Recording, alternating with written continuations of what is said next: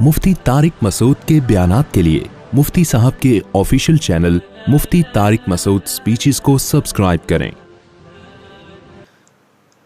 10 محرم عاشورہ کا دن آنے والا ہے، اس حوالے سے آج بہت اہم باتیں کرنے کا ارادہ تھا۔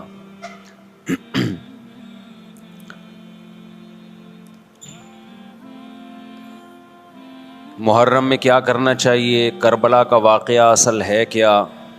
کربلا کے واقعے پر تو میں ایک پورا بیان چند سال پہلے ریکارڈ کروا چکا ہوں، لیکن اس واقعے سے اہم سبق کیا ملتے ہیں؟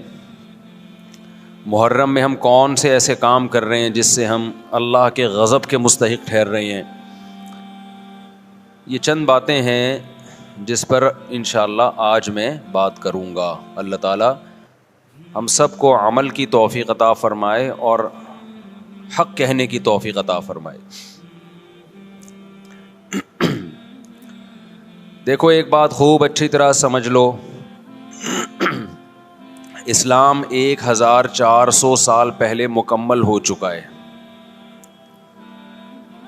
کسی واقعے کی وجہ سے اسلام کو تبدیل نہیں کیا جاتا،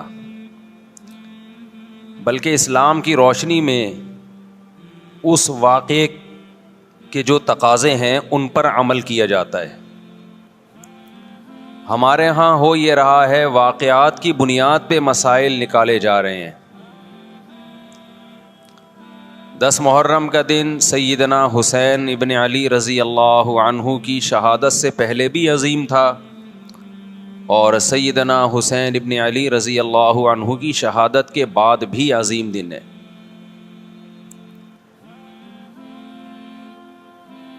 آج آپ نے ایک نعرہ بہت سنا ہوگا کہ جی اسلام میں فرقہ واریت نہیں ہے، ہم کسی فرقے سے نہیں ہیں۔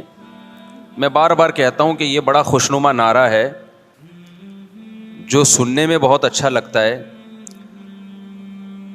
کچھ باتیں سننے کی حد تک بہت اچھی ہوتی ہیں، لیکن پریکٹیکل لائف میں ان کی ویلیو بالکل بھی نہیں ہوتی۔ جب آپ پریکٹیکل لائف میں آتے ہیں تو پھر آپ کو یہ فیصلہ کرنا پڑتا ہے کہ آپ کس فرقے سے تعلق ہے آپ کا۔ آپ سنی ہیں، شیعہ ہیں، معتزلہ ہیں، مرجیہ ہیں، قدریہ ہیں، ناصبیہ ہیں، کیا ہے آپ کا فرقہ؟ یہ کہہ دینا آسان ہے، میرا کوئی فرقہ نہیں ہے۔ اس پر سب سے بڑا اشکال یہ ہوتا ہے، یہ میں اس لیے فرقے کی بات کر رہا ہوں کہ آپ کو بھی طے کرنا پڑے گا کہ آپ یا تو شیعہ بن جاؤ بھائی، یا سنی بن جاؤ، ایک طرف ہو جاؤ آپ۔ محرم میں شیعہ بنے ہوئے ہوتے ہیں، رمضان میں سنی بنے ہوئے ہوتے ہیں، ربیع الاول میں بریلوی بنے ہوئے ہوتے ہیں، تو پتہ ہی نہیں چلتا کہ ٹکتا ہی نہیں ہے کسی ایک جگہ۔ اس بات میں دو رائے نہیں ہو سکتی کہ سیدنا حسین رضی اللہ تعالی عنہ کو جو کربلا میں شہید کیا گیا، یہ کائنات کا بدترین ظلم تھا۔ جس نے آپ کی گردن مبارک پہ تلوار رکھی، اس کی بدبختی میں دو رائے نہیں ہو سکتی۔ بہت ہی کوئی شقی اور بدبخت جو نواسہ رسول صلی اللہ علیہ وسلم کے قتل کی طرف بڑھا، بہت ہی کوئی بدبخت اور بدنصیب جو کوفہ کے گورنر ابن زیاد کے کہنے پر نواسہ رسول سے لڑنے کے لیے نکلا، جو اس ظلم کو ظلم نہیں مانتا، وہ بھی اپنے آپ کو جہنم میں جانے کے لیے تیار کر رہا ہے۔ پھر کربلا میں ایک بڑا ظلم یہ ہوا کہ صرف سیدنا حسین ابن علی کو شہید نہیں کیا گیا، آپ کے ساتھ جتنے مرد تھے سب کو شہید کر دیا گیا۔ لیکن ہمیں پیغمبر صلی اللہ علیہ وسلم اور صحابہ کی سیرت میں کیا ملتا ہے؟ میں ایک آیت سے آپ کو سمجھاتا ہوں۔ مشرکین مکہ حضرت ابراہیم علیہ الصلاۃ والسلام کے نسب میں ہونے پر اور آپ سے محبت پہ بڑا فخر کیا کرتے تھے کہ ہم ابراہیم کی اولاد میں ہیں، ہم ابراہیم کے دین پہ ہیں۔ اللہ نے کیا فرمایا رسول اللہ صلی اللہ علیہ وسلم سے کہ ان اول الناس بابراہیم للذین اتبعوہ، اے نبی آپ ان سے کہہ دیجئے ابراہیم سے محبت کے خالی پیلی کے دعوے مقبول نہیں ہیں. ابراہیم کے زیادہ حقدار وہ ہیں جو ابراہیم علیہ السلام کی اتباع کرتے ہیں, اور یہ پیغمبر اور صحابہ یہ ابراہیم علیہ السلام کے دین کو فالو کرتے ہیں, اور تم ابراہیم کے دین کو فالو نہیں کر رہے, ان سے محبت کے دعوے دار ہو. تو خالی محبت کے دعوے داری اللہ کے ہاں مقبول نہیں ہے. اللہ کے ہاں وہ محبت کی دعوے مقبول ہیں جس میں آپ محبوب کو فالو کر رہے ہوں. سیدنا حسین ابن علی رضی اللہ تعالی عنہ جو جنت کے جوانوں کے سردار ہیں, آپ سے محبت کا دعویٰ اس وقت مقبول ہوگا جب آپ سیدنا حسین کی سیرت کو فالو کریں گے. رونا پیٹنا ماتم کرنا یہ سیدنا حسین اور اہل بیت کی سیرت نہیں ہے. صبر کرنا, ظالم کے سامنے ڈٹ جانا, جان کے خوف سے اپنی پالیسیوں سے پیچھے نہ ہٹنا, یہ سیدنا حسین ابن علی رضی اللہ عنہ کی سیرت ہے جو آج ہمیں کہیں بھی نظر نہیں آتی.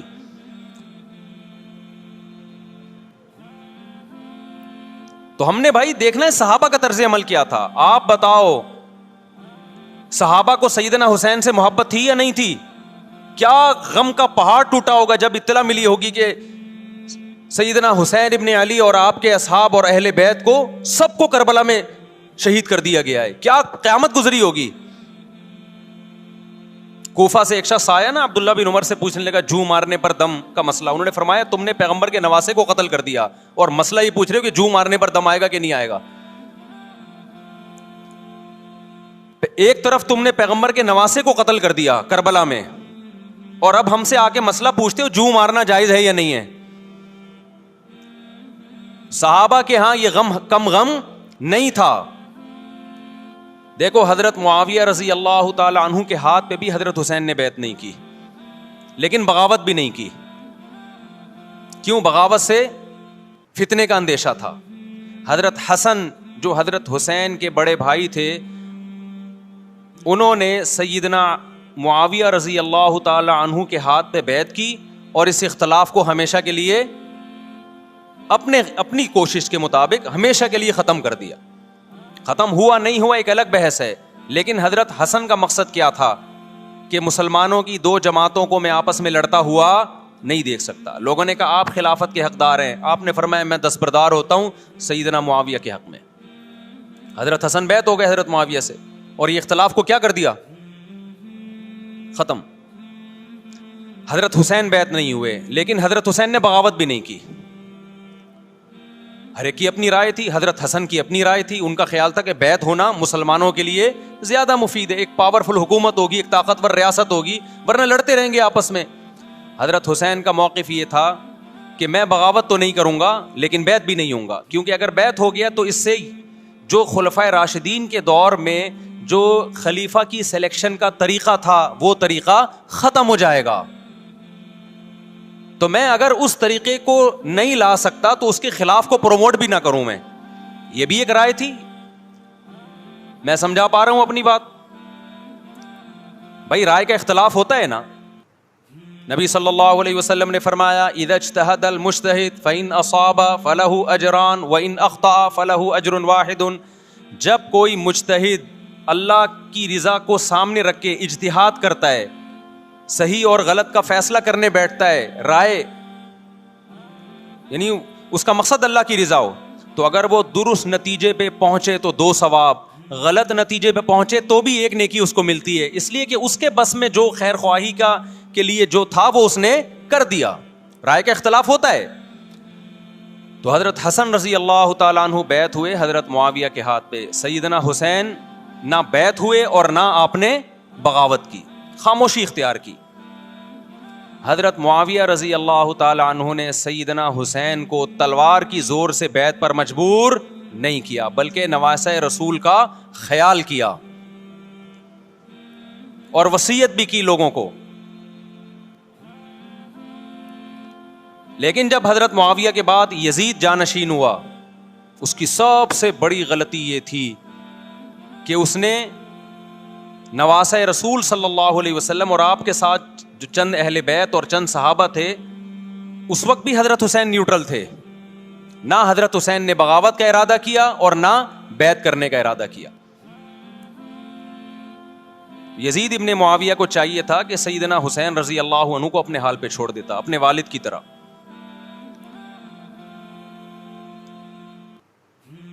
حضرت حسین رضی اللہ تعالیٰ عنہ کو جب کوفہ سے خطوط آئے, یہ میں وضاحت اس لیے کر رہا ہوں کہ حضرت حسین بغاوت کے لیے نہیں نکلے تھے, اس مسلمان حاکم کے خلاف بغاوت کے لیے نہیں نکلے تھے, کیونکہ رسول اللہ صلی اللہ علیہ وسلم کی بہت ساری صحیح حدیث ہے اس بارے میں کہ جو باغی ہے, جو ریاست کے خلاف بغاوت کرتا ہے, اس کو نبی صلی اللہ علیہ وسلم نے اس عمل کو پسند نہیں کیا. تو حضرت حسین رضی اللہ تعالیٰ عنہ کو کوفہ سے خطوط آئے کہ یہاں سارے کے سارے لوگ آپ کے ہاتھ پہ بیعت کرنے کے لیے تیار ہیں.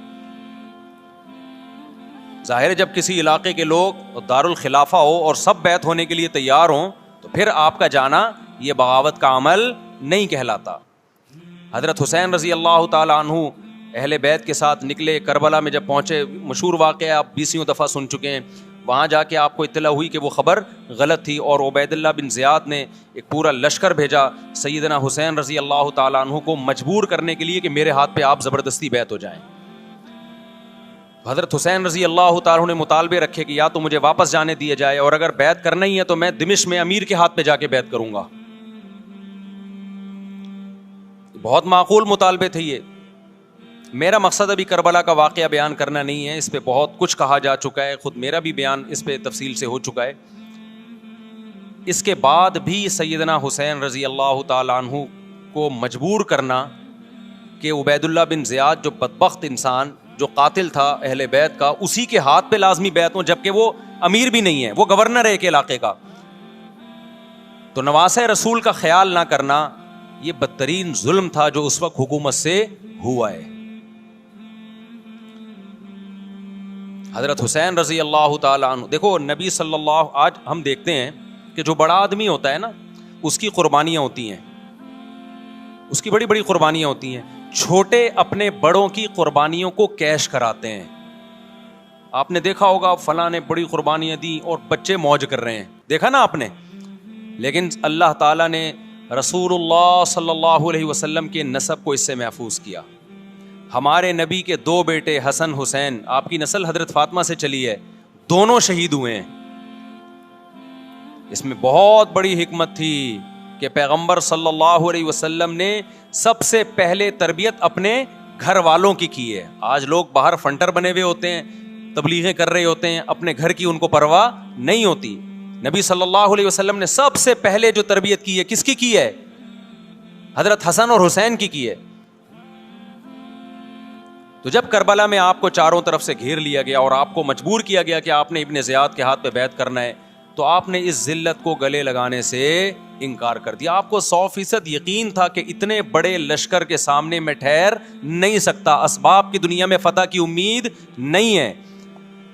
لیکن حضرت حسین رضی اللہ تعالی عنہ نے لڑنے کا فیصلہ کر کے اور شہادت کو قبول کرنے کا فیصلہ کر کے ابن زیاد اور اس زمانے کے حکمران جو اس قتل پہ راضی تھے, قیامت تک کے لیے ان پہ لعنت کے سلسلے کا دروازہ کھول دیا.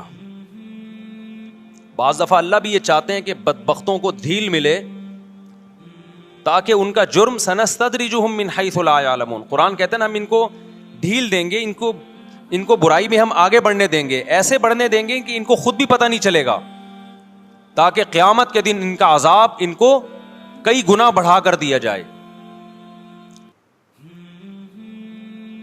اب میرے بھائی ہمارے لیے کیا سبق ملتا ہے؟ جب یہ واقعہ ہوا عالم اسلام میں کوہرام مچ گیا, لیکن کیا اس واقعے کے بعد اہل بیت کی جو مقدس اور پاکیزہ عورتیں تھیں کیا انہوں نے نوحہ کیا یا صبر کیا؟ آپ کا ضمیر کیا کہتا ہے, انہوں نے نوحے پڑے ہوں گے یا صبر کیا ہوگا؟ بولو بھائی, صبر کیا. عبداللہ بن عمر رضی اللہ تعالیٰ عنہ جو کوفہ والوں کو ملامت کیا کرتے تھے کہ تم جو مارنے کے مسئلے ہم سے پوچھتے ہو, تم نے حسین کا قتل کر دیا, تو یہ حضرت ابن عمر نے اسی لیے کہا نا کہ آپ کو اس کا غم ہوا تھا. تو ابن عمر کا عمل کیا تھا؟ کیا انہوں نے ماتم کیا؟ کیا انہوں نے چھروں سے اپنے آپ کو مارا؟ حضرت حسین کا قتل بھی ظالمانہ اور اس سے پہلے سیدنا عثمان کا قتل بھی ظالمانہ. اگر نوحہ یا ماتم جائز ہے تو حضرت عثمان کی شہادت کے دن بھی جائز ہے, حضرت حسین کی شہادت کے دن بھی جائز ہے. اور اگر ناجائز ہے تو جیسے عثمان کی شہادت کے دن ناجائز, حسین کی شہادت کے دن بھی ناجائز ہے. سمجھ میں آ رہی ہے بات کہ نہیں آ رہی ہے؟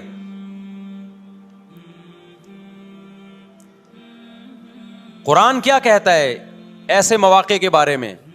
تلک امۃ قد خلت لہا ما کسبت ولکم ما کسبتم. قرآن جب بھی پرانی امتوں کے واقعات بتاتا ہے, قرآن کہتا ہے یہ ایک قوم تھی جو گزر گئی, انہوں نے جو کیا اس کا بدلہ ان کو ملے گا, تم جو کرو گے اس کا بدلہ تمہیں ملے گا. تو ہمیں اللہ نے اس واقعے میں بھی بتا دیا کہ سیدنا حسین کا واقعہ, کربلا کا واقعہ جب سنا کرو تو یہ سوچا کرو یہ قوم تھی جو گزر گئی, جس نے اچھا کیا, حسین ابن علی نے اچھا کیا, ان کو اس اچھائی کا بدلہ ملے گا. اور جو حضرت حسین کے قتل کے حضرت سیدنا حسین کے مبارک خون سے جن کے ہاتھ آلودہ ہوئے, کیونکہ قتل کیا نا انہوں نے, تو لہا ما کسبت, ان کو اس ظلم کا بدلہ بھی ملے گا. تو ہمارا کام کیا ہے؟ ہم نے فالو کرنا ہے حسین کے راستے کو, نہ کہ حسین کے نام پہ ہم نے ماتم کرنے ہیں. حسین کا راستہ کیا ہے جس کو ہم نے فالو کرنا ہے؟ اب میں چند چیزیں آپ کو بتاتا ہوں. سب سے پہلا سبق جو ہمیں کربلا میں ملتا ہے کہ عزت اور دین, ایک طرف دنیا ہے. دیکھو اگر حضرت حسین رضی اللہ تعالیٰ عنہ ابن زیاد کے ہاتھ پہ جا کے بیعت ہو جاتے, آپ کیا سمجھتے ہو بے تحاشا مال و دولت حضرت حسین پہ خرچ نہیں کرتا کیا وہ؟ جب ایک بڑا آدمی کسی کے ہاتھ پہ بیعت ہوتا ہے تو اس کو بھی تو فائدہ ہوتا ہے نا اس سے. اور کیا حضرت حسین کو یقین نہیں تھا کہ کربلا میں شہید ہو جاؤں گا؟ فتح اور نصرت کی اسباب کی دنیا میں کوئی امید نہیں تھی, مگر آپ نے اہل بیت کو کربلا میں رسوا کرنے پر عزت کی موت کو ترجیح دی ہے. آج اگر آپ میں یہ ظرف ہے کہ آپ عزت کی موت کو ذلت کی زندگی پر ترجیح دیتے ہو تو پھر آپ حسینی ہو. نہیں آئی بات میرا خیال ہے سمجھ. سیدنا حسین کی سخاوت کے واقعات ہیں. سیدنا حسین باغی نہیں تھے رضی اللہ عنہ. پھر جو اہل بیت کا طرز عمل کیا تھا, محرم میں کیا کیا ہو رہا ہے میں آپ کو بتاتا ہوں. ان میں سے کوئی بھی عمل نہ ہمیں قرآن سے ملتا ہے نہ صحابہ سے ملتا ہے ہمیں. تو ما انا علیہ و اصحابی جو جنتی فرقہ ہوگا اس کی جو علامتیں ہیں, تو جب آپ ان علامتوں کے خلاف چلو گے, صحابہ و تابعین کو فالو نہیں کرو گے, تو آپ پھر اپنے آپ کو سنی کہنا چھوڑ دو. آپ بتاؤ مجھے اسلام میں کوئی مہینہ منحوس ہے؟ بولو نا, کوئی مہینہ منحوس ہے؟ تو آپ محرم کو منحوس کیوں کہتے ہو؟ لوگ مجھے کہتے ہیں مفتی صاحب فرقہ واریت پھیلا رہے ہیں. دیکھو فرقہ واریت جب پھیلا رہا ہوں جب میں کسی فرقے کے خلاف آپ کو کر رہا ہوں. میرے بیان شیعہ لوگ بھی سنتے ہیں, ملتے بھی ہیں. بہت دفعہ ایئرپورٹ پہ ملاقات ہوئی, بڑی عزت سے ملے, میں شیعہ ہوں لیکن آپ سے محبت کرتا ہوں. یہاں مسجد میں بھی آتے ہیں, میں نے کبھی کسی پہ طنز نہیں کیا. اس لیے میں بار بار کہتا ہوں جو شیعہ کا مذہب ہے اس کو کرنے دو. وہ سبیلے لگاتے ہیں, آپ ان کو مت چھیڑو, جا کے تنگ نہ کرو ان کو. وہ ماتم کرتے ہیں, آپ ان کو مت چھیڑو. وہ نوحے کرتے ہیں, وہ نوحے پڑھتے ہیں, آپ ان کو مت چھیڑو. لیکن آپ اپنی پوزیشن واضح کرو کہ آپ شیعہ ہو یا آپ سنی ہو. آپ تو ایک طرف ہو جاؤ نا. محرم میں اگر آپ مرثیے لگا کے گھوم رہے ہو گاڑیوں میں, اٹ مینز آپ سنی نہیں ہو. آپ نبی صلی اللہ علیہ وسلم کی حدیث ہے ہمارے پاس, ہم اہل سنت والجماعت ہیں, ہم سنت کو فالو کرتے ہیں. تو سنت کیا کہتی ہے؟ میتوں پہ گریبان چاک کرنا, میتوں پہ چیخ و پکار کر کے رونا. آپ نے فرمایا لیس منا, وہ ہم میں سے نہیں ہے. اور اس عمل پہ آپ صلی اللہ علیہ وسلم نے لعنت فرمائی ہے. لوگ کہتے ہیں حسین کی یاد میں رونا نبی کی سنت ہے. نبی صلی اللہ علیہ وسلم کو جب جبریل نے بتایا کہ حسین شہید ہوں گے, آپ روئے, اس لیے کہ اس وقت آپ کو یہ خبر ملی تھی. لیکن کیا ہر محرم میں آپ نے رونے کا پروگرام کیا ہے, یا صحابہ کو بیٹھ کے باقاعدہ رلایا ہے آپ نے؟ کیا ہو گیا بھائی؟ آپ کو بھی جب کربلا کا واقعہ کی خبر ملی آپ کی آنکھوں میں آنسو آ جائے, یہ نیچرل ہے, یہ حسین سے محبت کی علامت. لیکن ہر محرم میں باقاعدہ بٹھا کے رونے کا پروگرام کرنا یہ حسین سے محبت کی علامت نہیں ہے, بلکہ شریعت میں ناجائز ہے یہ غموں کو بڑھانا. یہ کہاں سے جائز ہو گیا؟ حضرت عثمان بھی تو شہید ہوئے تھے, نبی صلی اللہ علیہ وسلم کے داماد تھے, ان کی یاد میں آپ رونے کو سنت کیوں نہیں کہتے؟ ہماری نظر میں حسین کا قتل بھی بہت بڑا ظلم اور سیدنا عثمان کا قتل بھی بہت بڑا ظلم تھا. دونوں مظلوم تھے, دونوں مظلوم شہید تھے, ہمیں دونوں کی شہادت پہ غم ہے, لیکن اب اس غم کو مناتے نہیں ہیں. اسلام میں غم منانا سنت نہیں ہے. دیکھو جعفر طیار رضی اللہ عنہ, نبی کے چچا زاد بھائی, اہل بیت, جب آپ صلی اللہ علیہ وسلم نے ان کو لڑائی کے لیے میدان جنگ میں بھیجا, رومیوں سے لڑائی تھی, حضرت جعفر طیار کی 4 بیویاں تھیں. جب نبی صلی اللہ علیہ وسلم مسجد نبی میں بیٹھے, آپ کو فرشتوں نے اطلاع دی کہ جعفر طیار شہید ہو گئے. آپ صلی اللہ علیہ وسلم کی آنکھوں سے آنسو, یہ آنسو اس وقت نکلے جب عین شہادت کی اطلاع ملی ہے. اس وقت آنسوؤں کا نکلنا محبت کی علامت ہے. آپ نے صحابی رسول کو بھیجا کہ جاؤ آپ کی زوجات کو, بیویوں کو جا کے خبر دو کہ جعفر طیار شہید ہو گئے. کیا قربانی تھی صحابہ کی, آپ دیکھو ایسے جوان تھے جعفر طیار, خوبصورت جوان. غزوہ بدر میں جب مشرکین مکہ نے یہ نعرہ لگایا کہ حل میں مبارز, 3 سردار آئے, انہوں نے کہا پہلے تمہارے اندر سے 3 بہادر آئیں ہم سے لڑیں. دیکھو عربوں میں یہ ہوتا تھا کہ جب جنگ کے لیے 2 فوجیں آمنے سامنے کھڑی ہوتی تھیں تو پہلے دونوں طرف کے بہادر ترین لوگوں کی لڑائیاں ہوتی تھیں کہ جب تک دونوں میں سے ایک قتل نہیں ہوگا لڑائی شروع نہیں ہوگی. تو آپ کو پتا ہے کہ اس میں بہادر ترین لوگ نکلیں گے نا جو لڑنا جانتے ہوں. مشرکین مکہ کی طرف سے 3 یا 4 بڑے بڑے سردار آئے لڑائی سے پہلے, بدر میں لڑائی سے پہلے. انہوں نے نعرہ لگایا حل میں مبارز, کوئی ہے تم میں جو پہلے ہم سے لڑے. یعنی ادھر سے ہم 3 ہیں تو ادھر سے بھی کتنے چاہیے, 3 بندے.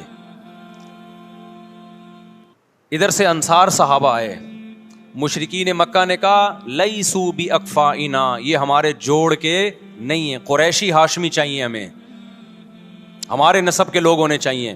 تو ادھر سے نبی صلی اللہ علیہ وسلم نے حضرت علی کو بھیجا اور حضرت جعفر طیار کو بھیجا. جن صحابہ کو بھیجا ان میں حضرت جعفر طیار بھی تھے. حضرت جعفر طیار رضی اللہ تعالی عنہ اور سیدنا علی مقابلے میں غالب آ گئے.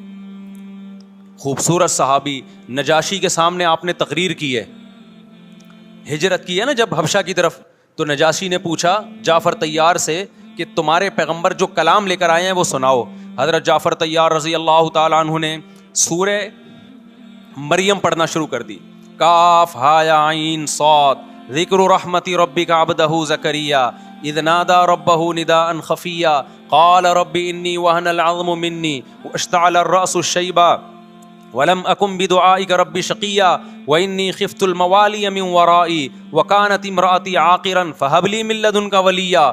ایسی حضرت مریم اور عیسیٰ ابن مریم کی سیرت کو سورہ مریم میں بیان کیا حضرت جعفر طیار نے کہ نجاشی روتے روتے, اس کی داڑھی تر, اور جتنے پادری بیٹھے تھے سب کی داڑیاں تر ہو گئی روتے روتے.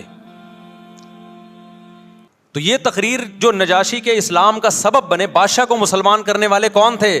حضرت جعفر طیار. اور آپ کے چھوٹے چھوٹے بچے, 4 جوان بیویاں ہوں, چھوٹے چھوٹے بچے ہوں, اور ایسے میں میدان جنگ میں لڑتے ہوئے شہید ہو جائیں تو پیغمبر اور صحابہ پہ کیا قیامت ٹوٹی ہوگی.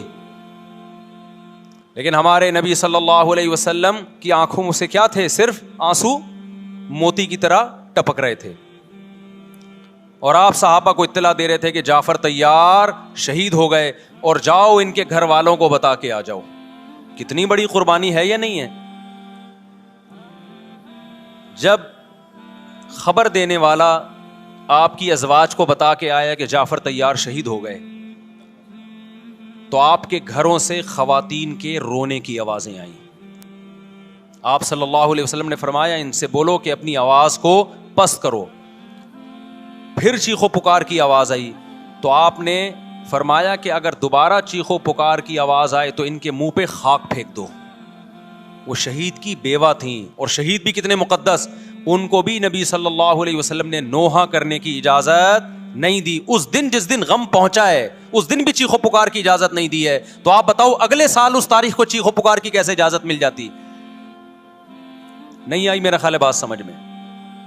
جب غم پہنچا ہے اس وقت چیخنے چلانے کی اجازت نہیں ہے.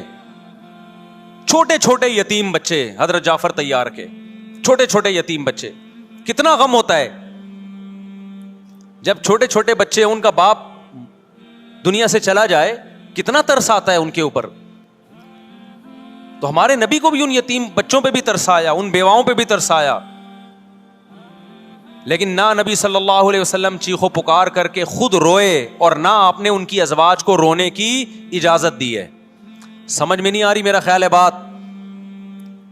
میرا مقصد شیعوں پہ طنز کرنا نہیں ہے, ان کا جو مذہب ہے ان کو اس پہ چلنے دو. میرا مقصد ہے آپ اپنی پوزیشن واضح کرو کہ آپ ادھر ہو یا ادھر ہو. کسی کو تنگ مت کرو, نہ کسی پہ فتوے لگاؤ کفر اسلام کے, نہ کسی کو جہنمی قرار دو. اپنی پوزیشن آپ فیصلہ کرو کہ آپ اگر ادھر جانا ہے تو پورے ادھر چلے جاؤ. پھر یہ آدھا تیتر آدھا بٹیر والا معاملہ مت کرو. وہ ان کا مذہب ہے بھائی, ان کے علماء ان کو بتاتے ہیں کہ محرم میں کالے کپڑے پہننے, محرم میں ماتم کرنا ہے, محرم میں کو منحوس سمجھنا ہے, اس میں شادی بیانی کرنا. ان کے علماء ان کو بتاتے ہیں, ان کو چلنے دو اس پر. دنیا میں بہت سے فرقے ہیں, بہت سے مذہب ہیں, ہم کسی کو نہ ختم کر سکتے ہیں نہ کسی کے خلاف نفرت پیدا کر سکتے ہیں. اس سے کوئی چیز حاصل نہیں ہوگی. کسی سے نفرت کرنے کی ضرورت نہیں, کسی پہ فتوے لگانے کی ضرورت نہیں, لیکن آپ کو اپنی پوزیشن واضح کرنی پڑے گی کہ میں کہاں کھڑا ہوا ہوں. اگر آپ سنی ہو تو پھر اہل سنت والجماعت صحابہ تابعین کو فالو کرتے ہیں, حدیث کو فالو کرتے ہیں, اور حدیث میں ہمیں ماتم کرنا, نوحہ کرنا, گریبان چاک کرنا اس کی پرمیشن نہیں ہے, بلکہ اس سے روکا گیا ہے, اس عمل کو حرام اور ناجائز قرار دیا گیا ہے. بات آ رہی ہے سمجھ میں؟ باقی جو شیعہ حضرات کرتے ہیں, ہمارے دوست ہیں شیعہ, میں مذاق میں نہیں کہہ رہا, ملتے ہیں ہم سے, میں کبھی ان سے مذہب کے ٹاپک پہ بات نہیں کرتا, نہ ان کو کبھی چھیڑتا ہوں کہ آپ یہ کیوں کر رہے ہو, یہ کیوں نہیں کر رہے. بھائی اس کا مذہب ہے, وہ اس کا فرقہ ہے, جو کرنے دو اس کو, ہم نہیں کرتے, کیونکہ ہم اہل سنت والجماعت میں. سمجھ میں آ رہی ہے بات کہ نہیں آ رہی؟ پھر ربیع الاول کا مہینہ آئے گا, اس میں بھی آپ اپنی پوزیشن واضح کرو کہ آپ ادھر ہو یا ادھر ہو. دو فرقے ہیں, دیوبندی بریلوی. میں نہیں کہہ رہا کہ کون جنتی کون جہنمی, لیکن بر صغیر میں جن کو دیوبندی کہا جاتا ہے وہ نظر و نیاز تیجے 40 میں کے قائل بولو نہیں ہے. یہ ان کی کتابوں میں لکھا ہوا ہے, وہ اس کے قائل نہیں. اگر کوئی بزرگ ان میں قائل گزرا بھی ہے تو وہ اس کا ذاتی تفرد ہے, اس کو علماء نے فالو نہیں کیا, اس کو ان کی اجتہادی غلطی قرار دیا ہے. ربیع الاول میں جلوس نکالنا یا مزار بنانا یا مزاروں پہ جانا اس نیت سے کہ وہاں جا کے ہم کوئی قوالی پڑھیں گے یا کچھ بھی, ہمارے ہاں قبرستان جانا صرف اس لیے ہے کہ آخرت کی یاد تازہ ہو, بس. اس کے علاوہ اور کوئی کانسیپٹ نہیں ہے. ہمارے ہاں قبر ایک بالش سے زیادہ اونچی بنانا جائز بولو نا نہیں ہے. قبر پکی کرنا جائز نہیں ہے. تیجے 40 میں کرنا جائز بولو نہیں. آج ایک صاحب آئے, کہنے لگے میری ساس کا 40واں ہے, فجر میں کہنے لگے مجھے, کہہ رہے میں نہیں گیا تو بڑا مسئلہ ہو جائے گا. میں نے کہا بھائی ایک فیصلہ کرو, گرین چینل یا وائٹ چینل, ایک طرف ہو جاؤ بھائی, کیونکہ وائٹ چینل میں یہ جائز نہیں ہے, نہ 40واں ہے نہ تیجا ہے. اب لوگ مذاق اڑاتے ہیں مر گیا مردود نہ فاتحہ نہ درود. بھائی کچھ بھی کہتے رہو تو پھر پورے ادھر کو ہو جاؤ, یا تو پورے وائٹ ہو جاؤ یا پورے کیا ہو جاؤ, پورے گرین ہو جاؤ. پھر تیجا بھی کرو, 40واں بھی کرو, برسی بھی کرو, اور پھر اس کے بعد جھنڈے بھی لگاؤ ہرے رنگ کے. میں نہیں کہہ رہا دیوبندی صحیح ہے یا بریلوی صحیح ہے, دیکھو میں یہ بحث نہیں کر رہا, میری بات کو غلط نہ لے کے جانا. میں کہہ رہا ہوں آپ اپنی پوزیشن واضح کرو, صحیح غلط تو اگلا مرحلہ ہے. آپ کیا ہو, آپ کو تو یہی نہیں پتا چل رہا. آپ ربیع الاول میں ہرے جھنڈے لے کے گھوم رہے ہو, رمضان میں آپ وائٹ چینل بنے ہوئے ہو, محرم میں آپ بلیک چینل بنے ہوئے ہو, تو پتہ ہی نہیں چل رہا تو ہے کیا بھائی. جب 73 فرقوں میں ایک جنتی ہے تو ایک کو فالو کرو نا جس کو جنتی سمجھتے ہو. اگر آپ سمجھتے ہو کہ بلیک چینل یا شیعہ فرقہ جنتی ہے تو پورے شیعہ ہو جاؤ بھائی. اگر آپ سمجھتے ہو بریلوی فرقہ جنتی ہے تو پورے بریلوی ہو جاؤ. تو جس کو سمجھتے ہو وہ بن جاؤ, لیکن پورے بنو, ادھورے مت بنو, آدھا آدھا نہ لو.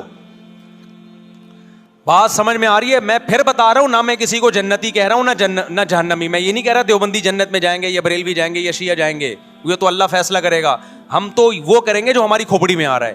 ہماری کھوپڑی میں یہ آ رہا ہے کہ جس کو بھی کرو تو ایک کو کرو پورا, تاکہ ایک طرف ہو جاؤ. آدھے تیتر آدھے بٹیر مت بنو آپ, اور دوسرے کو چھیڑو بھی نہیں, چھیڑنے کی بھی ضرورت نہیں ہے. کوئی جو کر رہا ہے کہ بھائی اس کا مذہب ہے.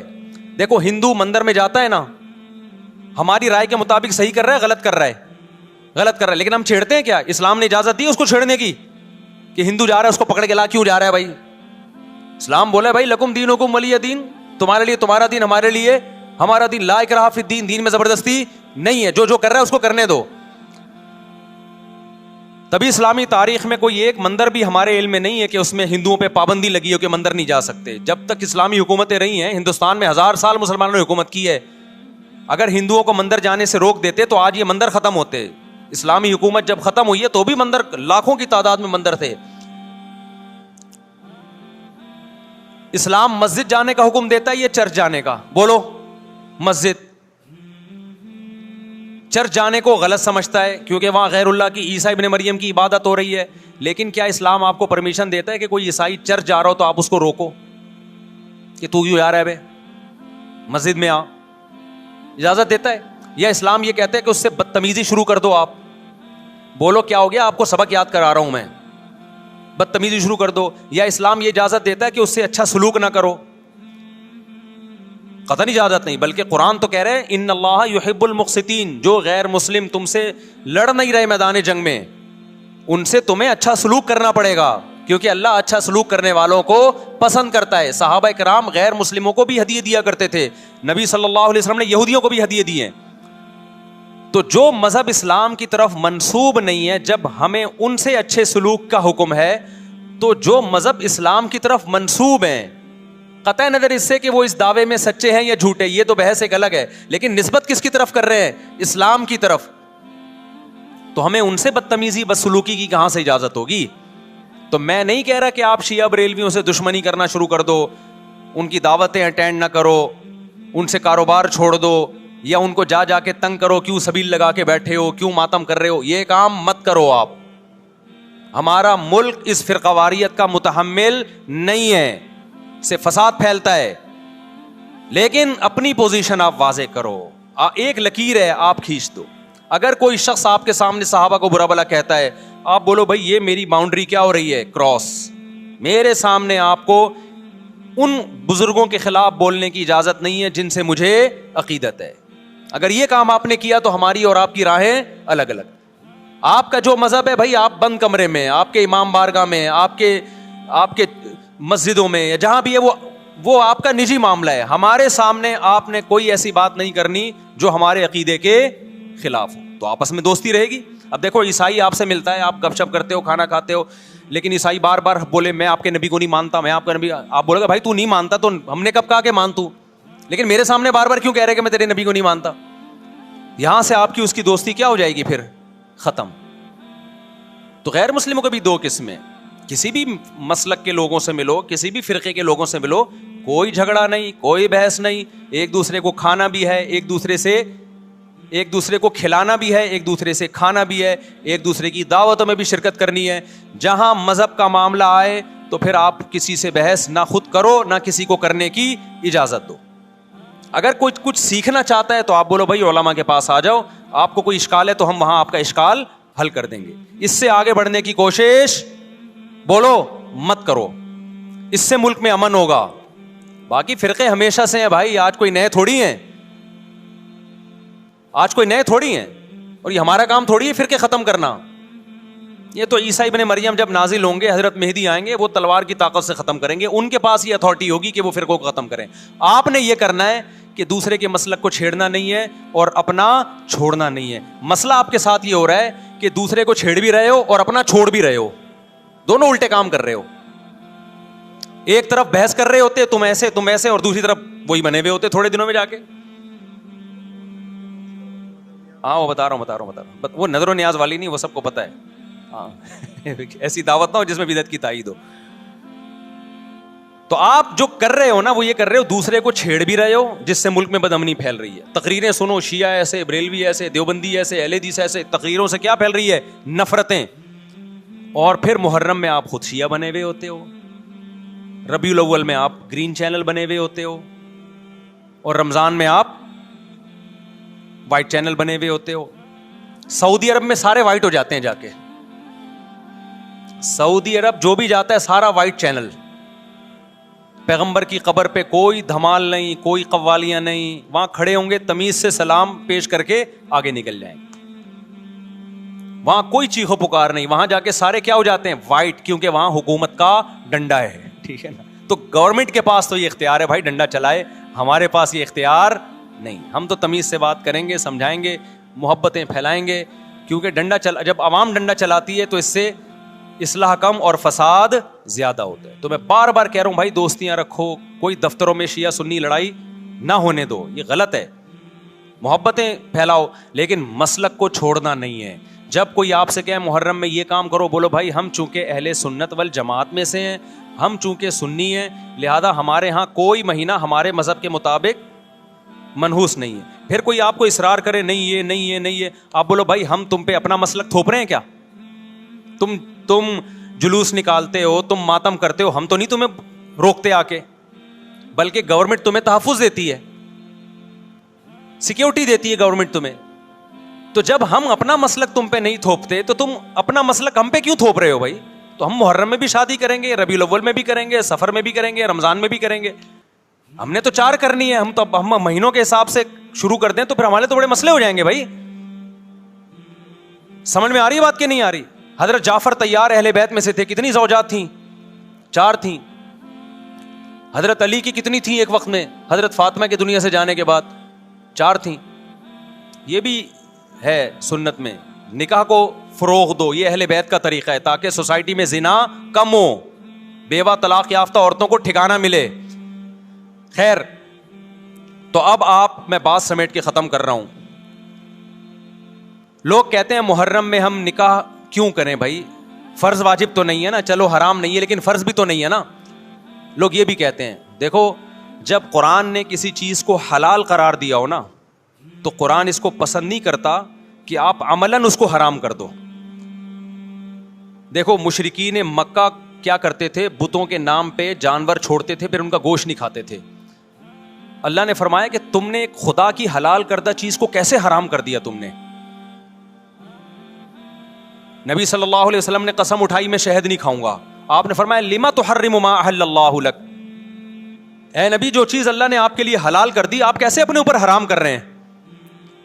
اس سے پتہ چلتا ہے کہ اگر آپ محرم میں نکاح کرنا چاہتے ہیں لیکن آپ یہ سوچ کے ڈیلے کر دیتے ہیں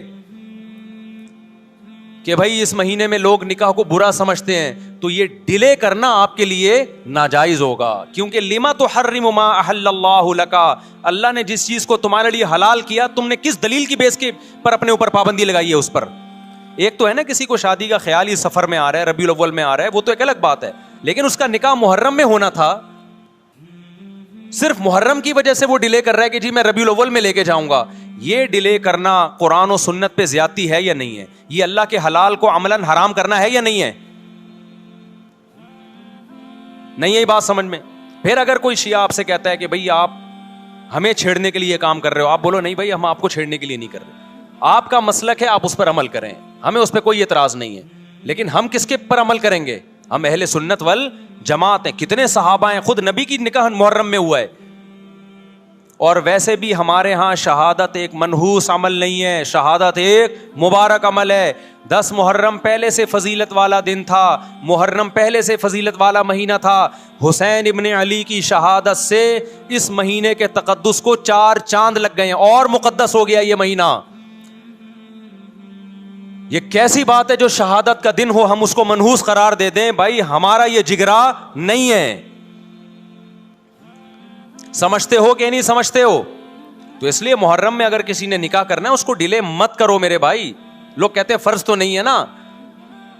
آپ اگر اس کے نحوست منحوس ہونے کی وجہ سے ڈیلے کر رہے ہو تو پھر آپ پہ فرض ہوگا کرنا. کیوں؟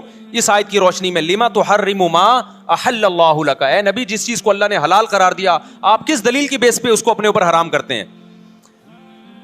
سمجھتے ہو کہ نہیں سمجھتے؟ تو اسی طرح یہ جو باقی کام محرم میں ہو رہے ہیں، مرثیے سن رہے ہیں لوگ، نوحے سن رہے ہیں، رکشے والوں نے بھی لگائے ہوئے ہیں، تو بھائی شیعہ حضرات کا مسئلہ کہ ان کو کرنے دو، آپ یہ عمل مت کرو. اگر آپ سنی ہو تو پھر اہل سنت والجماعت کے ہاں میتوں پہ رونے کے مرثیے یہ جائز نہیں ہے، کیونکہ اس سے غم بڑھتا ہے. ہمارے نبی نے جعفر طیار رضی اللہ عنہ کی زوجہ کو، جن کا حقیقی غم تھا اس وقت، ان کو نہیں رونے دیا. تو ہمیں کیسے آپ صلی اللہ علیہ وسلم چیخو پکار کی اجازت دیں گے؟ اسی طرح محرم میں سبیلیں لگانا، اس کی بھی کوئی دلیل نہیں ہے. سیدنا حسین ابن علی وہ تو پیاس ظلم سے شہید ہوئے. وہ ایک طرف آپ کہتے ہیں وہ پیاسے تھے، ان کو پانی نہیں ملا، دوسری طرف آپ اس دن میں لوگوں کو پانی پلا رہے ہیں، تو اس کی لاجک بھی نہیں بنتی کوئی. اسلام نے 10 محرم کو روزے کا دن قرار دیا. روزہ اور سبیل جمع نہیں ہو سکتے. سمجھتے ہو کہ نہیں سمجھتے؟ آپ کہہ سکتے ہیں کسی کو پانی پلانے پر کون پابندی لگا سکتا ہے؟ پانی پلاؤ بھائی پورے سال، اسپیسیفک ان دنوں میں کیوں پلا رہے ہیں آپ؟ تو جو شیعہ حضرات ہیں ان کا مسلک ہے، ان کو کرنے دیں. میں بار بار اس لیے کہہ رہا ہوں ایسا نہ ہو چھیڑ چھاڑ شروع کر دے جا کے. پہلے ہی ملک میں لڑائیاں بہت ہو رہی ہیں، دوبارہ ایک نئی جا کے بتا یہاں بھی سبیل لگی ہوئی ہے، جا کے ان کو چھیڑنا شروع کر دو. سبیل کیوں لگا؟ چھیڑنے کی اجازت نہیں ہے کسی کو. آپ نہ لگائیں نہ پئیں. بولے بھائی ہمارے لیے محرم ایسا ہے جیسے دوسرے مہینے ہوتے ہیں. 4 مہینے محترم ہے، محرم، رجب، ذیقعدہ، ذی الحجہ. تو جتنا ذیقعدہ ذی الحجہ ہے اتنا ہی محرم اور رجب ہے. تو جیسے ان مہینوں میں نارمل رہتے ہو اسی ان میں بھی ہم نے ایسے ہی رہنا ہے. سمجھتے ہو کہ نہیں سمجھتے ہو؟ اور حلیم کی دیگیں مت پکاؤ محرم کی راتوں میں. حلیم کھا سکتے ہو جب چاہو، اس خاص ان دنوں میں. اور ویسے بھی جو لوگ پوری رات حلیم کے دیگڑے میں گھوٹے لگاتے ہیں صبح روزہ نہیں رکھتے ہو. کیا خیال ہے جب آپ پوری رات دیگڑے میں گھومتے رہو گے؟ دیکھا نہیں ہے پوری رات دیکھ کے اندر گھومتے رہتے ہیں جیسے موت کے کنویں میں نہیں بائک چلاتا بندہ. تو صبح روزہ رکھے گا ایسا آدمی؟ تو یہ ساری چیزیں آپ کو اس کام سے روکتی ہیں جو سنت سے ثابت. تو اللہ تعالی ہمیں محرم میں وہ کچھ کرنے کی توفیق عطا فرمائے جس کی ہمیں اللہ، اس کے رسول اور صحابہ نے پرمیشن دی ہے، اور ان تمام باتوں سے اللہ ہمیں بچنے کی توفیق عطا فرمائے جس سے اللہ، اس کے رسول اور صحابہ نے ہمیں بچنے کا حکم دیا ہے. اللہ تعالیٰ سمجھنے کی، عمل کی توفیق عطا فرمائے. وما علینا الا البلاغ.